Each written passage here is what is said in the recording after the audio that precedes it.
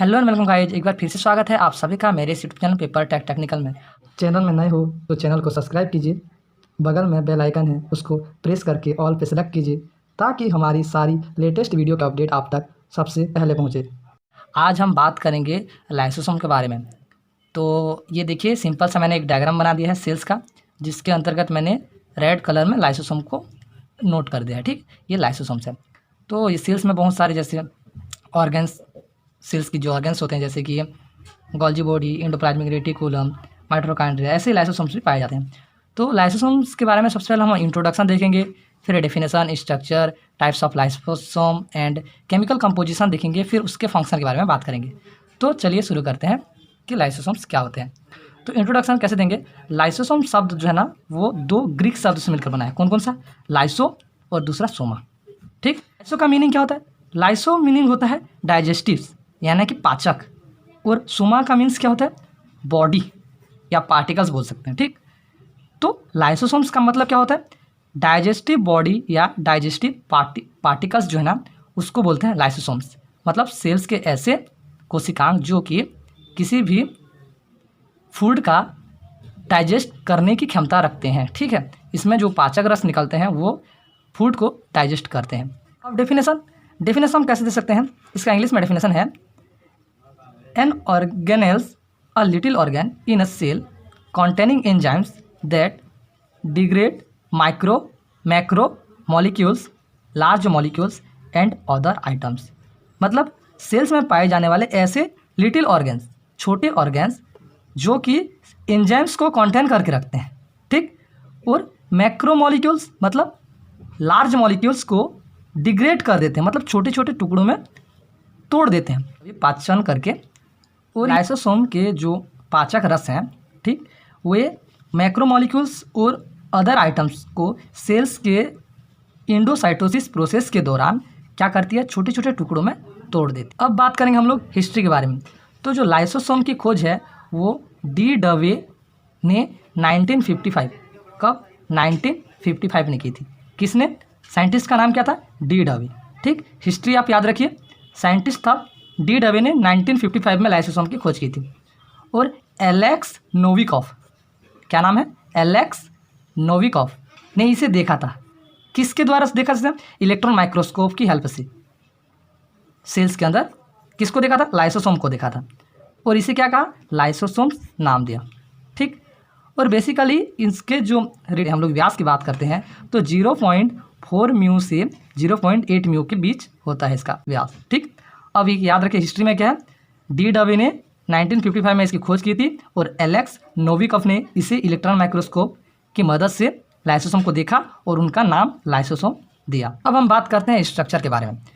जो lysosomes cell के अंदर पाए जाने वाले ऑर्गेनेल्स हैं जो कि गोल, ठीक, ये गोल छड़ के आकार के, ठीक, इस तरह से, और अनियमित कुछ भी इस प्रकार से पाए जाते हैं। ठीक, कुछ भी आकार के हो सकते हैं और गोल गोल भी होते हैं। ठीक, समान होते हैं। ये यूनिट मेम्ब्रेन से घिरे हुए होते हैं। ये लाइसोसोम जो है ना, उसके चारों ओर, ये लाइसोसोम्स एक बात के लिए अगर छड़ के आकार के बनाते हैं तो उसके चारों ओर यूनिट मेम्ब्रेन होती है।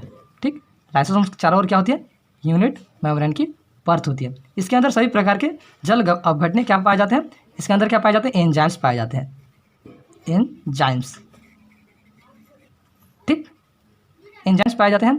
जैसे यहाँ पे कुछ एंजाइम्स मैंने बताए हैं: phosphatase, lipase, nuclease, protease, lipid degrading enzyme.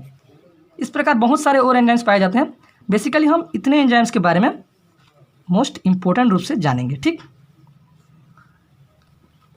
इसकी जो लाइसोसोम की जो बाहरी मेम्ब्रेन है वो यूनिट मेम्ब्रेन की बनी होती है, इकाई झिल्ली की बोलते हैं जिसे। वह रासायनिक रूप से लिपोप्रोटीन की होती है। जो यूनिट मेम्ब्रेन है वो किसकी होती है? लिपोप्रोटीन की होती है। ठीक, जैसे यहाँ पे दिखाया गया है लाइसोसोम्स को, बेसिकली इसका स्ट्रक्चर सिंपल सा, ये क्या है? अंदर जो दिख रहा है ये माइलिन बॉडी है। ठीक, माइलिन पार्टिकल्स हैं, ये गुच्छे गुच्छे के रूप में दिखाया गया है। और ये किनारे जो है ये इसमें यूनिट मेम्ब्रेन से घिरा हुआ है। ठीक, और ये बीच में क्या पाए जाते हैं? वैक्यूल्स पाए जाते हैं। अब हम बात करेंगे टाइप्स ऑफ लाइसोसोम। तो सामान्यतः जो लाइसोसोम्स है वो 4 टाइप्स के होते हैं। 4 टाइप्स कौन कौन से? Primary lysosomes, secondary lysosomes, residual body और autophagosomes. Primary lysosome, secondary lysosome, residual body और ऑटोसोम्स। तो सबसे पहले हम बात करेंगे प्राइमरी लाइसोसोम्स। प्राइमरी लाइसोसोम, जब लाइसोसोम्स का फॉर्मेशन होता है तो इसमें क्या होता है, अम्लीय हाइड्रोलेज निष्क्रिय रूप से जमा होता है। ठीक, यह अम्लीय हाइड्रोलेज अम्लीय माध्यम में ही कार्य करते हैं। इसे भंडारण कणिकाएं या स्टोरेज ग्रेनुअल्स कहते हैं। ठीक, तो सबसे पहला जो लाइसोसोम्स होता है उसमें अम्लीय हाइड्रोलेज एंजाइम निष्क्रिय रूप से जमा होता है, इसीलिए इसे क्या कहते हैं, प्राइमरी लाइसोसोम्स कहते हैं। और इसमें क्या होता है, भंडारण कणिकाएं भी पाई जाती है। ठीक, क्या भंडारण कणिकाएं, जिसको क्या बोलते हैं, स्टोरेज ग्रेनुअल्स कहते हैं। अब बात करें सेकेंडरी लाइसोसोम्स के बारे में। सेकेंडरी लाइसोसोम्स क्या होंगे, यह प्राइमरी लाइसोसोम्स एंड फैगोसोम्स या वैक्यूल्स के संलयन द्वारा बनते हैं। ठीक, प्राइमरी लाइसोसोम्स, दूसरा फैगोसोम्स।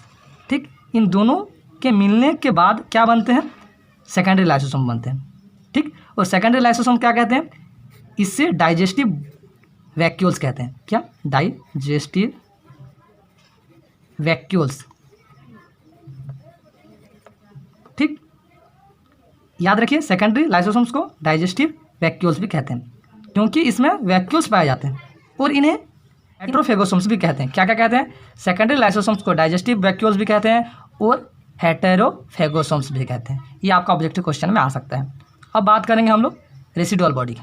लाइसोसोम्स में अपचयनीय सामग्री, मतलब लाइसोसोम्स के अंदर जो फूड मटेरियल होंगे जो अपच होंगे, मतलब बिना डाइजेस्ट के होंगे, अपशिष्ट सामग्री होती है, उसे क्या कहते हैं, एक्सोसाइटोसिस द्वारा कोशिका से बाहर किया जाता है। ठीक, उसी को क्या कहते हैं, रेसिडुअल बॉडी कहते हैं, जो कि इसको बाहर कर देता है। ठीक, अब एक वर्ड आता है लिपोफ्यूसिन ग्रेन्यूल्स।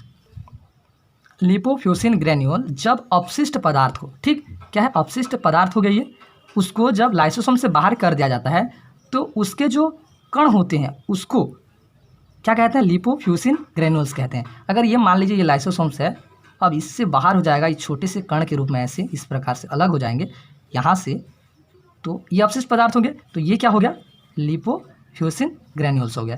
ठीक, ये याद रखिए। अब हम बात करेंगे ऑटोफेगोसोम्स की।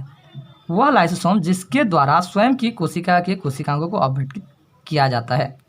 लाइसोसोम्स के स्वयं की कोशिकांगों को अपघटित किया जाता है तो उसे क्या कहते हैं, ऑटोफेगोसोम्स। ठीक, ऑटो से समझ में आ रहा है स्वयं, फेगोसोम्स मतलब लाइसोसोम से बाहर कर देना। ठीक, तो ऑटोफेगोसोम्स मतलब लाइसोसोम के खुद के कोशिकांगों को अपघटित कर देना, ऑटोफेगोसोम्स कहलाता है। अब हम देखेंगे केमिकल कंपोजिशन के बारे में। तो लाइसोसोम्स का केमिकल कंपोजिशन हम देखते हैं तो लाइसोसोम्स के अंतर्गत जो लाइसोसोम्स है उसके अंदर बहुत सारे एंजाइम्स पाए जाते हैं। अब तक जिन्हें क्या कहते हैं पता है, हाइड्रोलाइटिक एंजाइम्स कहते हैं। लाइसोसोम्स के अंदर कौन से एंजाइम्स पाए जाते हैं, तो हाइड्रोलाइटिक एंजाइम्स पाए जाते हैं। अब तक लगभग 36 एंजाइम्स खोजे जा चुके हैं, बाद में और भी खोजे जाएंगे। ठीक, सोम्स के जो एंजाइम्स है वो लाइसोसोम्स में इनएक्टिव स्टेट में होते हैं, इनएक्टिव निष्क्रिय अवस्था में होते हैं, सक्रिय नहीं होते। ठीक, और जब इनकी जिम्मेदारी आती है तब ये सक्रिय हो जाते हैं। ठीक, इनमें से हम लोग कुछ एंजाइम्स देखेंगे, इस प्रकार है, जैसे acid ribonuclease, deoxyribose nuclease, acid phosphatase, phosphoprotein phosphatase, cathepsin, collagenase, glucosidase, glucuronidase, alpha mannosidase. ठीक, इस प्रकार यहाँ पे मैंने एग्जाम्पल में कुल 9 एंजाइम्स के बारे में बताया है। ऐसे आप 36 एंजाइम्स के बारे में और जानेंगे। फंक्शन के बारे में बात करते हैं तो जो लाइसोसोम्स है उनका बेसिकली क्या फंक्शन है, तो लाइसोसोम है उसका बेसिकली जो फंक्शन होता है वो डाइजेशन में होता है। ठीक, डाइजेशन में कैसा फंक्शन होता है, फेगोसाइटोसिस वह प्रोसेस है जिनकी हेल्प से जो पार्टिकल्स होते हैं, अपशिष्ट पदार्थ होते हैं, वो कोशिका के अंदर इंटर कर जाते हैं और लाइसोसोम इसे डाइजेस्ट कर देते हैं। लाइसोसोम का यह जो डाइजेशन करना वह प्रोसेस कहलाता है हेटेरोफेगी। दूसरा मेन जो फंक्शन है सेल्स के अंदर आंतरिक पदार्थों का डाइजेशन करना, कॉल्ड ऑटोफेगी। ठीक, मतलब लाइसोसोम जो है ना अपनी ही कोशिकांगों को कभी कभी डाइजेस्ट कर देता है, पाचन कर देता है, जिसको क्या कहते हैं, ऑटोफेगी कहते हैं। उसके बाद autolysis process, dissolve the old lysosome. ठीक, ऑटोलाइसिस प्रोसेस कौन सा किसे कहते हैं, जो ओल्ड लाइसोसोम है, जो पुराने लाइसोसोम है उसको लाइसोसोम्स पाचन कर देता है, उसको कहते हैं ओल्ड लाइसोसोम्स को, उसको कहते हैं ऑटोलाइसिस प्रोसेस।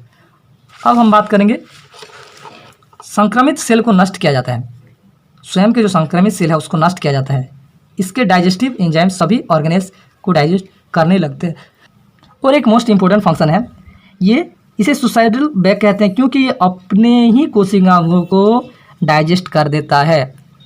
और इससे रिलेटेड क्या क्या डिशेस हैं, इससे जो रिलेटेड डिशेस हैं वो गैस्चर्स डिशेस, पम्प्स डिशेस, टॉयस्चर डिशेस, ये 3 बहुत ज़्यादा खतरनाक बीमारियां हैं जो लाइसोसोम्स में पाई जाती हैं या लाइसोसोम्स से होती है। तो आज के लिए बस इतना ही। अगर वीडियो पसंद आया तो वीडियो को एक लाइक ज़रूर करें और चैनल को सब्सक्राइब करें ऐसे ही और भी स्टडी से रिलेटेड वीडियो देखने के लिए। Thank you.